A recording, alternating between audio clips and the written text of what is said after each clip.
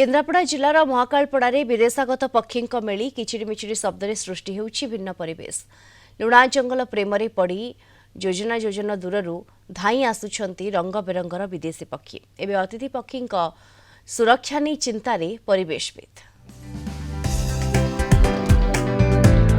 लुणा जंगल प्रेम विदेशागत पक्षी किचिड़मिचिड़ी शब्द सृष्टि होउछि भिन्न परिवेश। केन्द्रापड़ा जिला महाकालपड़ा ब्लॉक विस्तीर्ण लुणा जंगल में लगी विदेशागत पक्षी भिड़।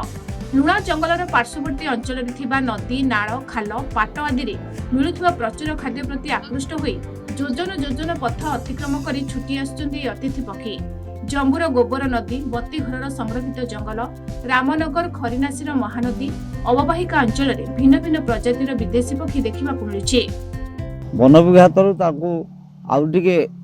मन विभाग तरफ तदारख करवा दरकार एवं से केमिति भल रहिबे ये अंचल परिवेश भल रहिबो ये अंचल को सरस सुंदर करा जिवो।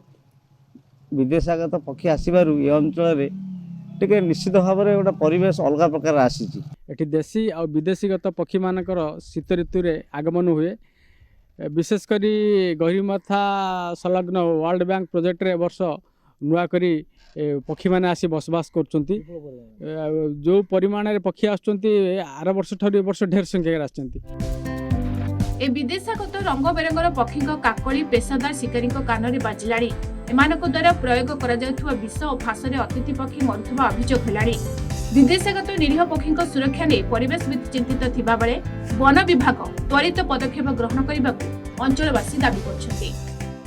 बहुत खुशी लगे एत खुशी लगुच जिते पक्षी मैंने सका किरिकिरी शब्द जिते सका उठिथु से पक्षी मान शब्द एत सुंदर लगुच परिवेश पर कहबार माने से गोटे निआरा शब्द। किंतु गोटे दुख लगुच यही जिते पक्षी मैंने विदेश पक्षी मैंने आसु सुंदर सुंदर पक्षी ताकू फरेस्टर ताकू जत्न नवा दरकार कहीं ना ये अंचल फास बसई दौची बाण फुटेकी घोड़े दौची सेटा भारी दुख लगुच। से सुरक्षा सरकार नियंती ताहले आमे बहुत खुशी हबु। तो लोक मैंने जो माछ फाछ धरिक से घोड़ौंती तेणु सरकार द्वारा से पदक्षेप नहीं कि माछ फाछ न धरवे केमी से सजग हवा दरकार।